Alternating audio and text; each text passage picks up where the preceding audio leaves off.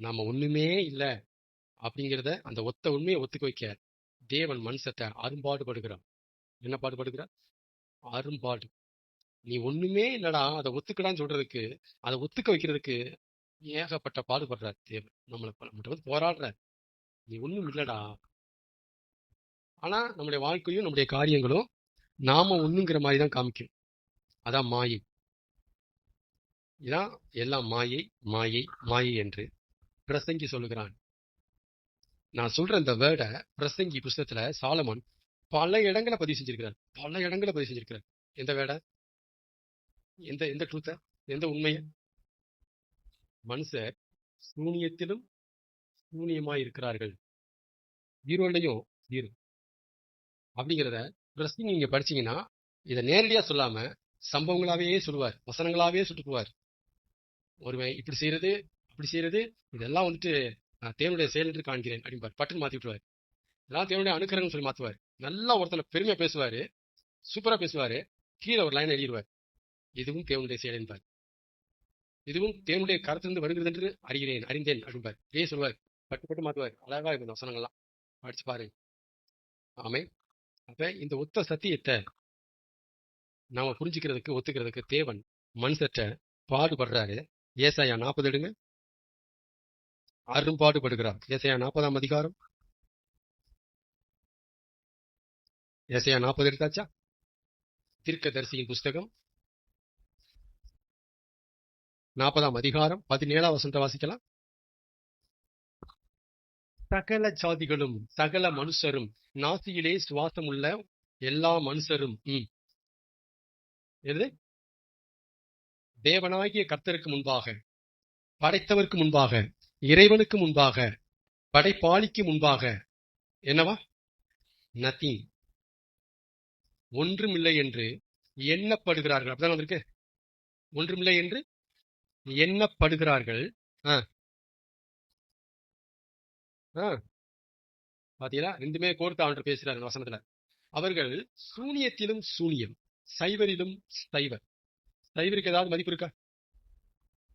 சைவரிலும் சைவரும். ஓப்பனா ஆண்டவர் மனுஷரை பத்தி சகல ஜாதிகளை பத்தி எழுதியிருக்கிறார். நீங்கள் சூனியத்திலும் சூனியமா இருக்கிறீர்கள். சகல ஜாதிகளும் தேவனுக்கு முன்பாக ஒன்றுமில்லை என்று எண்ணப்படுகிறார்கள். சூனியத்திலும் சூனியமா இருக்கிறார்கள். அப்புறம் 17 முடியுதா? 18 வந்திருக்கு.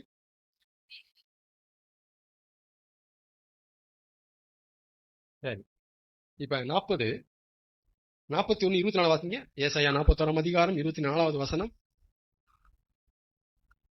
இதோ திரும்பவும் ஏசாயா தீர்க்கதரிசி மூலமா தேவனாகிய ஆண்டவர் பதிவு செய்கிறார். இதோ நீங்கள் சூனியத்திலும் சூனியமாய் இருக்கிறீர்கள். உங்கள் செயல் இன்னும் கொஞ்சம் அதிகமா போறாரு. முதல்ல அவங்கள சொல்லிட்டாரு, இப்ப என்ன சொல்ல வர்றாரு? உங்களுடைய செயல் வெறுமையிலும் வெறுமையானது. சரி, நான் கேட்கிறேன், இப்ப ஆண்டவர் சொல்ற மாதிரியா நமக்கு தெரியுது? நம்மளை பார்த்தா நமக்கு தெரியுதா? நீங்க ஒண்ணுமே இல்லைன்னு ஆண்டவர் சொல்றாரு, ஆனா அப்படி நமக்கு தெரியுதா? தெரியல. அதனாலதான் ஏசாயா 40:17 மாயேனார். மாயை. மாயைனா என்ன? இருக்கிற மாதிரி தான் இருக்கும், ஆனா இருக்கல. நீங்க ரோட்ல போகும்போது, பைக்லயே அப்படி போகும்போது முன்னாடி தண்ணி அப்படியே ஓடும். வெயில் காலத்தை போய் பாருங்க, மதியம் 12 மணிக்கு போய் பாருங்க, அப்படியே நமக்கு முன்னாடி தண்ணி அப்படியே தெரியும். தெரிஞ்சிருக்கா? அதுக்கு அப்படியே நமக்கு முன்னாடி தண்ணி தெரியும். வெயில் காலத்துல பாத்திருக்கீங்களா? பாத்திருக்கோமா? அதுக்கு ஒரு பேர். என்ன பேரு? காணல் நீர். அதுக்கு ஒரு பேரு இருக்கு, ஆனா இல்ல. அதான் மாயை. மாயை இருக்கு, ஆனா இல்ல. இதைத்தான் நம்ம பைபிள் மாயைன்னு நம்மள சொல்றது. நீ மாயை. என்ன சொல்றாரு அப்படின்னா, உன் கையில ஒண்ணு இருக்கிற மாதிரி இருக்கு, ஆனா இல்ல. இந்த வேர்டு உங்களுக்கு புரியுதா? ஆண்டு என்ன சொல்லி கொடுத்தாரு? நாம் அதிகாரம் இருந்தும் அதிகாரம் இல்லாதவர்கள், எல்லாம் இருந்தும் ஒன்றும் இல்லாதவர்கள். இதான் நிதர்சனம், இதான் உண்மை. யோவான் 19ஆம் அதிகாரத்துல பிலாத்துட்ட இயேசு வந்து நிக்கிறாரு. உங்களுக்கு தெரிஞ்ச சம்பவம். இயேசு பிலாத்து சொல்லுவாரு, வாயை திறந்து பேசுவா, இவங்க வேணா கேட்கட்டும், சிலுவையில் அறைய சொல்லி, நான் கேட்கிற கேள்விக்கு நீ பதில் சொல்லனா உன்னை விடுதலை பண்றது எனக்கு அதிகாரம் இருக்குப்பா. ஏன்னா கொஞ்சம் வாயை திறந்து பேசு, ஏன் மௌனம் சாதிக்கிற? நீ பேச வேண்டிய நேரம், உன் மேல இவ்வளவு கம்ப்ளைண்ட் கொடுக்குறாங்கப்பா. அவங்க கம்ப்ளைண்ட் கொடுக்கறதுக்காக நான் சொல்லி அறைய போறது இல்ல. உன் பக்கம் உள்ள நியாயங்களை எடுத்து சொல்லு, நான் உன்னை விடுதலை பண்றேன். இங்க பாரு, உன்னை நான் விடுதலை பண்ணவும் உன்னைய சிலுவையில் அறைய சொல்லவும் எனக்கு அதிகாரம் இருக்கு அப்படின்னு பிலாத்து தனக்குரிய அதிகாரத்தை அங்க பேசுறாரு. அதிகாரம் இருக்குது, உண்மைதானே? அதிகாரம் இருக்கு. அப்ப இயேசுவின் மேல பிலாத்துக்கு அதிகாரம் இருக்கு அப்படின்னு வசனம் சொல்லுது. ஏன்னா பிலாத்துவின் அதிகாரத்துக்கு இயேசு உட்பட்டவர். ஆனா அந்த அதிகாரத்துக்கு முன்னாடி இயேசு ஒண்ணு சொன்னாரு, அதான் பியூட்டியா இருந்துச்சு எனக்கு. உண்மைதான் பிலாத்து, நான் ஒண்ணு சொல்றேன், அதே கொஞ்சம் காதுல வாங்கு. விடுதலை பண்றதுக்கு பேச சொல்றாரு பிலாத்து. இயேசு அதை பத்தி பேசாம வேற ஒரு டீச் பண்றாரு பிலாத்துக்கு. என்ன பேசுறாரு? பரலோகத்திலிருந்து உனக்கு கொடுக்கப்பட்டாலுடைய என்மேல் உனக்கு ஒரு அதிகாரமும் இல்லை. பிலாத்து சொல்றாரு அதிகாரம் இருக்குன்னு, உண்மைதான், ஆனா உனக்கு அதிகாரம் இல்லை. இப்ப சொல்லுங்க, பிலாத்து அதிகாரம் இருந்தும் அதிகாரம் இல்லாதவன் நம்பலாமா? அதிகாரம் இருக்கு இயேசு மேல, ஆனா அதிகாரம் இல்லை. நமக்கு எல்லாம் இருக்கு, ஆனா ஒண்ணும் இல்லை. இதான் மாயை. இந்த உலகத்தை மாயைன்னு ஏன் சொல்றாங்கன்னா இதான். நம்ம ஒரு மாயைன்னு ஏன் சொல்றதுன்னா பைபிள்லாம் இதுதான். நேற்று தானப்பா நல்லா இருந்தான், அது நல்லா இருந்த மாதிரி தான். இன்னைக்கு ஆளை காணமே. எல்லாம் இருக்கு. நேத்து நம்ம கையில இந்த பொருள் இன்னைக்கு இல்லையே. எவ்வளவு அந்த மாதிரி நிமிஷம் நடந்திருக்கு. நேத்து இருந்தவங்க இன்னைக்கு இல்ல. நேத்து நம்மகிட்ட இருந்த ஒரு பொருள் இன்னைக்கு இல்ல. ஆமீன் சொல்லுங்க. இங்க பாருங்க, நீங்க வாழ்க்கையினுடைய அமைப்பு, செட்டப்பு, யதார்த்தம், போக்கு உங்களுக்கு நீங்க உள் வாங்கல அப்படின்னா உங்க பைபிள் புரியாது. உங்களுக்கு பைபிள் புரியவே புரியாது. கனவு உலகத்தை, கற்பனை உலகத்தை பிரசங்கம்ன்றதுக்கு தேவன் அழைக்கவே இல்லை. அப்பெல்லாம் பிரசங்கம் பண்ண மாட்டேன் நான். நடைமுறையில வாழ்வின் யதார்த்தம், வாழ்வினுடைய டிசைன் என்ன அமைக்கப்பட்டிருக்கோ அதுக்கு ஒத்துதான் மெசேஜ் இருக்கும். பைபிளும் அதன் அடிப்படையில் எழுதப்பட்டிருக்கு. அதனால பிரசங்கில அவ்வளவு வருது வசனம். ஆமீன் சொல்லுங்க. பிரசங்கிலே எவ்வளவு வசனம் வருது? எல்லாம் சொல்லிட்டு உங்க கையில ஒண்ணும் இல்லைன்னு பாரு சாலமன். ஏன் சொல்றாரு? அதுதான் உண்மை. ஆமேன். எப்ப நம்ம கையில ஒண்ணும் இல்ல, எப்ப நம்ம சூனியத்திலும் சூனியம்ங்கிறத மனதார ஒத்துக்குவோமோ அப்பதான் நாம தேவனை மட்டுமே நோக்கி பார்ப்போம். நம்மளோட புத்தி இல்லாதனாலதான் தேவனை கட் பண்ணிட்டு எல்லாத்தையும் நோக்கி பார்க்கிறோம், எல்லாத்துக்கும் நேரம் கொடுக்குறோம், எல்லாத்துக்கும் இடம் கொடுக்குறோம். என்னைக்கு நாமளும் சரி, நம்ம ஆட்களும் சரி, யாருமே ஒண்ணும் இல்லை, இருக்கிறாங்க ஆனா இல்லாம இருக்கிறாங்க. அதிகாரம் இருக்கு ஆனா அதிகாரம் இல்லை. எல்லாம் இருக்கு ஆனா ஒண்ணும் இல்லை. இந்த உண்மை உங்களுக்கு புரிஞ்சு போச்சுன்னா ஆண்டவரையே நோக்கி பார்க்க ஆரம்பிச்சிருவீங்க. ஏன்னா நம்மகிட்ட தான் எல்லாம் இருந்து எல்லாம் இல்லை, ஆனா தெய்வத்திட்ட எல்லாமே இருக்கு. எல்லாமே அவர்கிட்ட இருக்கு. எது இருந்தாலும் அவர் கட்டுப்பாட்டுல அது இருக்கு. நம்மகிட்ட எது இருந்தாலும் நம்ம கட்டுப்பாட்டுல இல்லை. கரெக்டா? ஆண்டவர்கிட்ட என்ன இருந்தாலும் அது அவர் கட்டுப்பாட்டுல இருக்கு. பரலோகமா இருக்கட்டும், சிங்காசனமா இருக்கட்டும், என்னவா போட்டும், ஆண்டவர் சொல்றாரு, என் கையில இருக்கிறதெல்லாம் என் கட்டுப்பாட்டுல இருக்குடா, ஆனா உன் கையில இருக்கிறதெல்லாம் என் கட்டுப்பாட்டுல இருக்கிறாங்க. உன் கட்டுப்பாட்டு இல்ல, அதான் உன் கையில இல்லைங்கிறார். உயிர் உன் கையில இருக்கு ஆனா உன் கட்டுப்பாட்டுல இல்ல, என் கட்டுப்பாட்டுல இருக்கு. புரிஞ்சுக்கோ.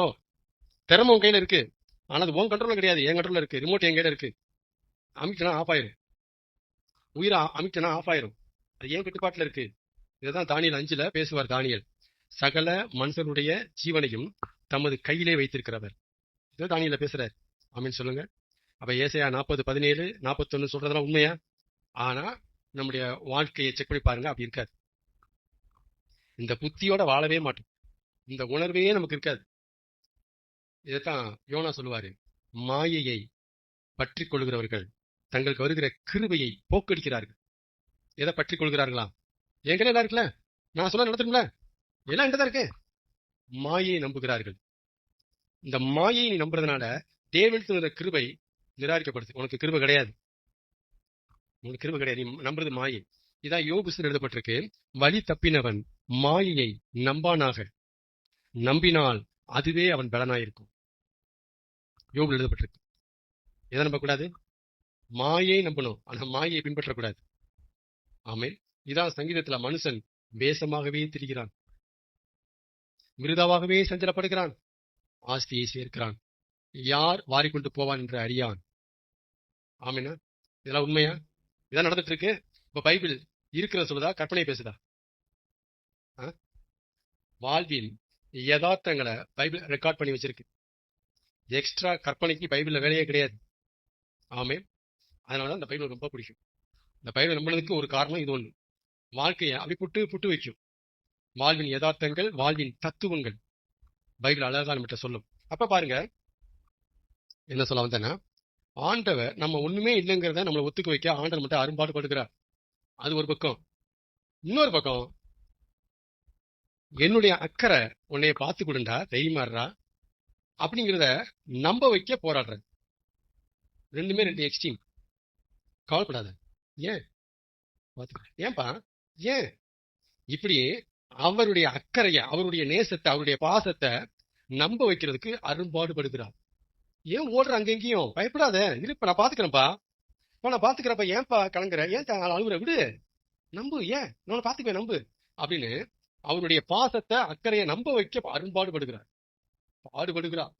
இது ரெண்டுமே எனக்கு நல்லா தெரியும். அவர் எவ்வளவு பாடுபடுகிறாங்கிறத நான் அனுபவிச்சவன் என்னுடைய வாழ்க்கையில. ஆமே. ஒரு பக்கம் ஒண்ணுமில்லை நம்பி தொடாங்கிற, இன்னொரு பக்கம் ஏன்டா அழுகுற, நான் பாத்துக்கிறேன்னாங்கிற, ரெண்டையுமே ஒத்துக்க வைக்க அவர் அரும்பாடுபடுகிறார்.